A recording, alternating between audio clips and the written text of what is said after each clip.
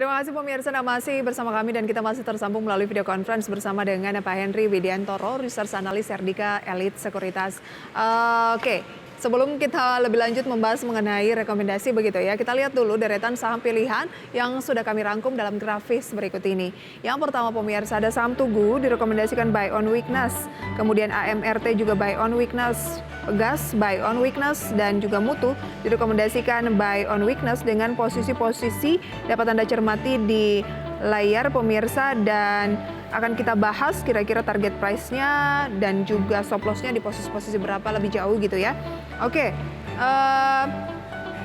kita lanjut dulu ini. Pak Henry mengenai Unilever. Unilever kan juga sudah mencatatkan kinerja di kuartal ketiga, penjualan bersihnya itu 30,5 triliun, kemudian memang agak penurunan 3,27% dibandingkan dengan periode yang sama di tahun 2022. Kemudian laba bersihnya tumbuh 21,0% dengan membukukan laba bersih 1,4 triliun rupiah selama kuartal ketiga. Anda tidak melihat bahwa Unilever ini ya memang kalau di-compare dengan BBRI, mungkin BBRI menurut Anda lebih oke untuk kita berinvestasi. Tapi kalau Unilever gimana nih? Sebenarnya Unilever juga cukup menarik kalau kita gunakan sebagai instrumen investasi di sini ya Pak, untuk Unilever. Mengingat ini program yang, ini merupakan emiten yang punya fundamental bagus. Namun kalau kita lihat Unilever secara keseluruhan, chance untuk melakukan growth ya, di sini relatif terbatas kalau kita lihat. Mengingat kondisi dari Unilever saat ini udah relatif mature atau sudah cukup solid di situ. Jadi ruang gerak untuk Unilever melakukan ekspansi usaha secara keseluruhan di situ akan relatif terbatas ya. Kan kita lihat juga Unilever juga merupakan salah satu perusahaan multinasional dengan jaringan bisnis yang kuat, dan kalau kita lihat kondisi saat ini secara keseluruhan sudah relatif terbatas sekali untuk ruang gerak dari Unilever. Oke, bukankah kalau berbicara mengenai hal tersebut kan kalau di banking ya BBRI juga juga sudah sangat besar begitu. Jadi ruang untuk melakukan ekspansi harusnya seperti apa? Kalau kita lihat untuk BRI ya, namun kalau kita lihat change yang ada saat ini, ada kecenderungan perbankan, The Fed akan naikin suku bunga terus. Terus kemudian kita lihat juga pertumbuhan interest margin yang dimiliki oleh setiap perusahaan perbankan. Terus kemudian kita lihat jumlah penduduk Indonesia yang terus meningkat dan demand akan properti dan bisnis yang mulai meningkat. Makanya ini ya, kalau banking ya, sentimennya masih lebih banyak untuk mendrive juga ekonomi. Oke, apa rekomendasi untuk Unilever? Kalau Unilever sebenarnya ini harganya udah menurut saya kinerja yang cukup bagus belakangan ini udah ke price in ya. Karena itu Unilever mungkin kita rekomendasikan untuk buy weakness saja ya. Sebenarnya Pak. Baik, ada target-targetnya mungkin? Dengan target resisten ya, kalau kita lihat terdekat sebenarnya ada gap di sini cukup menarik untuk Unilever, yaitu di level 4.300 sebagai level gapnya, sekaligus sebagai level supply area. Namun sebelum level gap ini kita lihat juga ada EMA 200 yang harus tertembus ya, yaitu di level 4.200. Oleh karena itu syarat gap ditutup harusnya EMA 200 sebagai level resisten jangka panjangnya ini tertembus dulu untuk Unilever. Baik. Karena kondisi saat ini sedang downtrend secara jangka panjang ya untuk Unilever. Oke. Pukul 9:01 indeks harga saham gabungan dibuka di teritori negatif, turun lagi 0,22% nih Mas Henry. Gimana Anda mencermatinya? Nah, kalau kita lihat pergerakan indeks saat ini mengalami pelemahan itu tidak jauh dari sentimen global ya. Pertama global itu merah juga, terus kemudian hari ini juga ada potensi rilis pertumbuhan ekonomi yang ada di US ya untuk pendahuluannya, dan diperkirakan akan growth, sehingga nggak lepas dari dari rupiah yang terdepresiasi, terus kemudian adanya capital outflow yang besar juga dari Indonesia. Kita lihat selama sebulan ini udah 5 triliun, lumayan signifikan, dan selama 2 minggu terakhir ini udah hampir 2 triliun untuk capital outflow yang ada di Indonesia. Oleh karena itu pelemahan Indonesia kalau kita lihat bersama-sama itu lebih karena capital outflow, atau investor lebih trust pada negara-negara maju daripada negara berkembang kalau kita lihat dari flow asing yang ada saat ini. Oke. Sambil kita menunggu data lengkap mengenai gainers dan juga losers based on value, saya akan ke rekomendasi saham pilihan. Mengapa Anda lebih banyak merekomendasikan, bisa dibilang ini bukan first liner begitu ya? Yes. Kita ke Tugu terlebih dahulu. Sebenarnya ini ada hal yang menarik dari tubuh ya Mbak ya, kalau kita lihat potensi ini kan saya ambil momentum berdasarkan potensi kinerja dari Q3 besok ya, yang akan rilis. Kalau kurang lebih akan rilis kurang lebih dalam pekan-pekan ini dan pekan-pekan besok di situ. Nah, kalau kita lihat tubuh secara fundamental ya, ini menariknya adalah kinerja Q1-nya itu kinerja semester 1 itu sudah melampaui kinerja secara setahunan dari kinerja tahun lalu ya Mbak ya. Nah, kalau kita lihat juga di kuartal 3 ini kita lihat ada berupa penjualan tubuh itu, tubuh asuransi tubuh Pratama itu penjualan salah satu portofolio investasinya di Pegeo, dan kalau saya baca-baca saat itu di kuartal 3 ini tubuh itu ambil Pegeo di bawah dan sell di harga relatif tinggi sehingga ada potensi gain dari pendapatan investasi kurang lebih 100 miliar. Yang mana kalau ini dibukukan di Q3 saat ini, otomatis kinerja interim dari tubuh itu akan relatif bagus jika dibandingkan dengan tahun lalu. Bahkan ini harusnya sih cukup impresif kalau kita lihat rilis yang ada. Dan kita lihat opportunity ini ada pada tanggal 4 besok, karena emiten ini kalau kita lihat akan rilis laporan keuangan di tanggal 4 kalau kita lihat pola-pola sebelumnya di di tahun lalu seperti itu.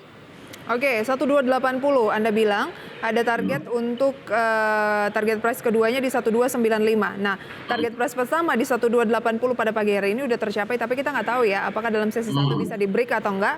Sebaiknya tunggu dulu ya. Kalau itu bisa di break, ada target berikutnya di 1295. Nah, tunggu saya fokus ke arah swing sih Mbak. Oh, lebih memang ke swing, makanya range-nya cenderung agak pendek ya. Yes. Baik, stop loss 1220 adalah price-nya memang kemarin ya di 1255. Tapi saat ini sudah menguat pemirsa di pembukaan sesi 1 hampir 2%. Oke, selanjutnya pemirsa mungkin kita akan mencermati terlebih dahulu seperti apa data update dari pembukaan perdagangan pada pagi hari ini, gainers dan juga losers based on value diisi oleh saham-saham sebagai berikut. Ada saham pemirsa seperti selengkapnya bisa Anda simak berikut ini. Kita lihat bersama pemirsa deretan saham-sahamnya melalui data RTI berikut. Ada saham seperti Formosa Ingredient Factory pemirsa yang melambung 30%, kemudian Fire atau Alpha Energy Investama yang menguat 14,71%. Makmur Berkah Amanda juga kembali menguat 8%, STRK pemirsa Nelly, GTBO, Cuan, Wins, Asa masuk dalam gainers based on value. Losersnya pemirsa adalah saham PMMP, Pancamitra Multi Perdana yang turun pemirsa hampir 10%.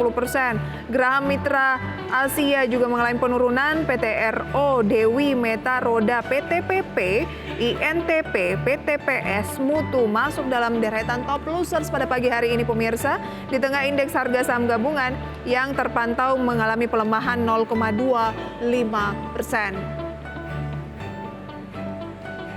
Segmen Market Buzz, pemirsa masih akan kembali sesaat lagi. Terima kasih Anda kembali bersama kami dan masih akan berbincang bersama dengan Pak Henry Widiantoro, research analis dari RDK Elite Sekuritas. Oke, Pak Henry, tadi kita bahas Tugu gitu ya. Kalau AMRT juga masuk dalam rekomendasi Anda, seberapa menarik Anda rekomendasikan beli di harga bawah ya? Yes. Oke, kita lihat kalau AMRT, Mbak ya, ini kita rekomendasikan untuk beli di harga bawah. Seperti yang tadi saya katakan, buy on. Kita lihat sebenarnya AMRT sedang berada pada fase uptrend. Ini area persimpangan. Secara fundamental perkiraannya rilis besok akan bagus, dan juga kalau secara teknikal kita lihat saat ini berada di level support persis jangka panjangnya, yaitu di level 2.800 something ya. Mungkin kalau kita elaborasi dengan rilis laporan keuangan yang perkiranya besok bagus, ada tendensi bagi AMRT ada potensi ke level 3.000 sebagai level swingnya di sini, agak ke atas level 3.000. Nah, namun balik lagi kalau misalnya ini AMRT tidak mampu bertahan di atas level MA 200-nya atau level kurang lebih 2.800, ada tendensi untuk mengalami pelemahan ke level demand yaitu 2.700. Oke, jadi pada posisi saat ini ketika dia di 2850 dan mendekati posisi stop loss dari Anda karena hari ini turun 2,4%, sebaiknya bagaimana? Sebaiknya seperti yang strategi tadi saya katakan, bahwasanya rekomendasi untuk AMRT kan baru kita ambil posisi yaitu di level 2820 dekat-dekat level stop loss tadi tersebut. Oke, itu dia ya untuk saham AMRT, Pegas. Bagaimana kalau untuk perusahaan gas negara? Oke, kalau kita lihat gas ya, saat ini pergerakannya sebenarnya sideways sekali, konsolidasi yaitu di level 1.340-an something di situ ya. Nah, kalau kita lihat sebenarnya pergerakan jangka menengahnya untuk gas itu berada pada level downtrend. Namun di sini mencoba untuk konsolidasi melalui pullback kembali ke level resisten jangka menengahnya ke level 1.350. Nah, kalau kita lihat pola-pola sebelumnya untuk pegas ya, ketika dia itu berada di level 1.300 something, ada tendensi dia itu mengalami rebound. Ini terjadi kurang lebih 1, 2, 3, 4, 6 kali selama kurang lebih 3 bulan terakhir di sini, 2 hingga 3 bulan terakhir untuk gas. Nah itu kita rekomendasikan untuk buy gas untuk gas karena harganya udah cenderung oversold di situ. Oke, 1340 masih dalam range buy ya, karena ada stop loss di 13, berarti 1.300 masih bisa buy ya berarti? Yes, masih. Oke, target price terdekat 1370 sampai 1385 ya? Ya, betul. Oke, satu lagi Mutu. Semenarik apa saham ini? Mutu sebenarnya ini perusahaan baru IPO ya. Kita lihat mengalami pelemahan masih signifikan. Namun di sini proyeksi yang ada yaitu dia itu bakal jadi salah satu company yang punya potensi di penilaian atau jasa sertifikasi di bursa karbon dan industri ini. Tapi lagi turun 5%, Mas Henry. Yes, lagi turun 5%. Oleh karena itu, seperti yang tadi saya katakan, di rekomendasi yang kita berikan itu buy weakness atau beli di bawah saja. Karena tendensinya untuk swing untuk tulis. Oke, jadi sebaiknya 114 turun 5%, Anda masih optimis di Mutu? Masih optimis ketika dia itu mungkin level terdekatnya nggak tembus level 100-nya. Soalnya level 100 ini adalah level psikologis mayor banget untuk Mutu. Karena itu berarti support pertama Anda sudah jebol ya 116, sekarang dia di 115, tunggu lagi di posisi 100 baru boleh akumulasi lagi ya. ya. Oke, itu dia rekomendasinya pemirsa Tugu, AMRT, Pegas dan juga Mutu. Semoga bisa menjadi referensi untuk Anda.